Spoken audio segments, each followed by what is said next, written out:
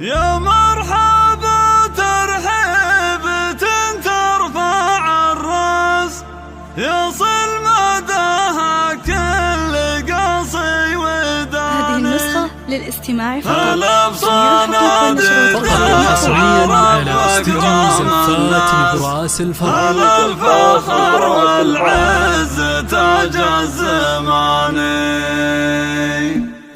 يا مرحبا ترحيبة ترفع الراس، يصل مداها كل قصي وداني. هلا بصناديد العرب واكرم الناس، هلا الفخر والعز تاج الزماني. من سامي بن عاتق كتب نبض الاحساس، وبنهج واد قدمون التهاني. للي وصفه ما لها حد وقياس، حصريا على استديو زفات براس الفرح. المرجله وفي اساس ابوه عاتق له جزيل المعاني. وعمامه رجال لفزعه ونماس، ضيق له قدر رفيع وشاني. ضيف الله شجاعه وراعي الباس، عبد الله في الطلات يرقى مكاني. عبد الرحمن اوصاف للعز حراس، عبد العزيز للمجد شياد مباني. اخوانهم له للشرف نبراس، للجود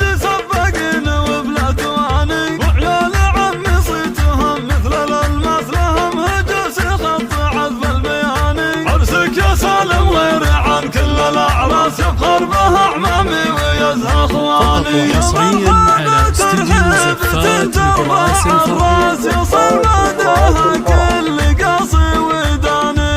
هلا بصناديد العرب واكرم الناس، هلا الفخر والعز تاج الزماني. من سامي بن عاتق كتب نبض الاحساس، وبنهج واد قدمون التهاني. للي وصفه ما لها حد وقياس، الشهم سالم اللي نال الاماني. سليل راعي المرجله وفي اساس ابوه عاتق له جزيل المعاني. وعمامه رجال لفزعه ونماس، ضيق له قدر رفيع وشاني. ضيف الله شجاعه وراعي الباس، عبد الله في الطلات يرقى مكاني. عبد الرحمن فقط وحصريا على استديو زفات براس الفرح. شياد مباني. اخوانهم له للشرف نبراس، للجود سبقين وبلا تواني. وعيال عمي صيتهم مثل الالماس، لهم هجوس خط عذب البياني. عرسك يا سالم غير عن كل الاعراس، يفخر به